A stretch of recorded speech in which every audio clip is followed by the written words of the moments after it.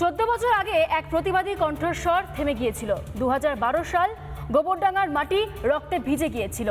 বরুণ বিশ্বাস তার পরিবার জনতার দরবারে গিয়েছিলেন মুখ্যমন্ত্রীর কাছে, আর জানিয়েছিলেন বরুণ বিশ্বাসের হত্যার আবারও ফাইল খুলতে। যেমন কথা তেমন কাজ, মুখ্যমন্ত্রীর নির্দেশে আবারও তদন্ত শুরু হচ্ছে।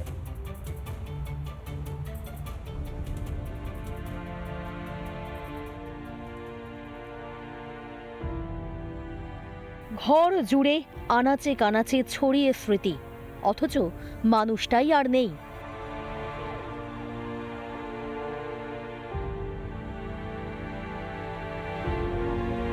শুটিয়ার বরুণ বিশ্বাস।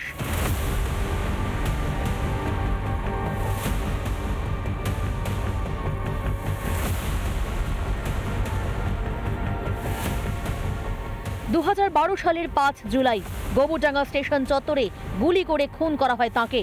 নাম জড়ায় তৃণমূলের প্রাক্তন মন্ত্রী জ্যোতিপ্রিয় মল্লিকের।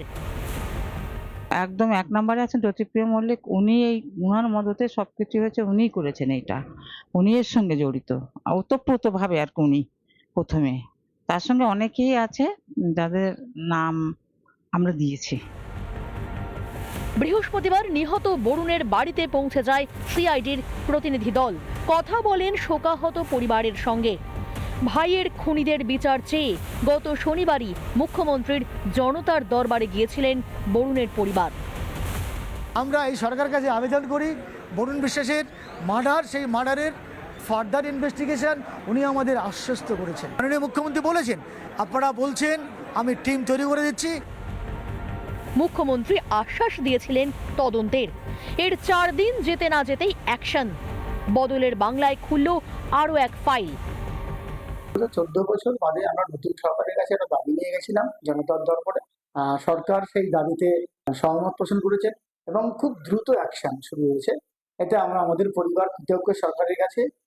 এটা আমরা বিগত সরকারে আমরা দেখিনি, এবং বিগত সরকার আমরা তদন্তের নামে একটা প্রহসন হয়েছে। ভবানীপুর মিত্র ইনস্টিটিউশনের শিক্ষক ছিলেন বরুণ। WBCS এ উত্তীর্ণ হলেও স্কুলে পড়াতেন। শুটিয়ায় ধর্ষণের প্রতিবাদী আন্দোলনের মুখ ছিলেন বরুণ। ধর্ষণের ঘটনার প্রধান সাক্ষীও বটে। বহুবার হুমকির মুখেও মাথা উঁচু করে লড়াই চালিয়ে গিয়েছিলেন বরুণ। প্রত্যেকে খুব আশাবাদী যে প্রকৃত যারা অপরাধী, তারা এতদিন পর্যন্ত পর্দার আড়ালে থেকে গেছেন, যাদেরকে কোনো কারণে, সেটা রাজনৈতিক হোক বা অন্য যে কোনো কারণ হোক, তাদেরকে সামনে আনা হয়নি, তারা আনভেলড হবেন, আনকভার্ড হবে এবং প্রকৃত দোষীরা শাস্তি পাবে। মুখ্যমন্ত্রী তো বলেই দিয়েছেন, প্রত্যেকটা যেই ধরনের ঘটনা যেগুলি ঘটেছিল তার প্রতিটার ফাইল ওপেন হবে, এবং এই ফাইল ওপেন হয়ে প্রকৃত সত্য, বরুণ বিশ্বাস ভোলার মতন নয়। তাকে যেভাবে হত্যা করা হয়েছিল তার বিচার তো তার পরিবার চাইবেই। মাঝে কেটে গেছে 14টা বছর।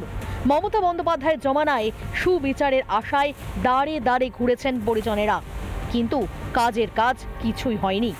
বদলের বাংলায় মুখ্যমন্ত্রী শুভেন্দু অধিকারীর ভূমিকায় আশার আলো দেখছেন বরুণ বিশ্বাসের পরিবার। রিপাবলিক বাংলা। নানা ধরনের কন্টেন্ট দেখার জন্য লাইক করুন, শেয়ার করুন আমাদের ফেসবুক পেজ, সাবস্ক্রাইব করুন আমাদের ইউটিউব চ্যানেল। পাশাপাশি অন্যান্য ব্রেকিং নিউজের জন্য অবশ্যই চোখ রাখুন রিপাবলিক বাংলায়।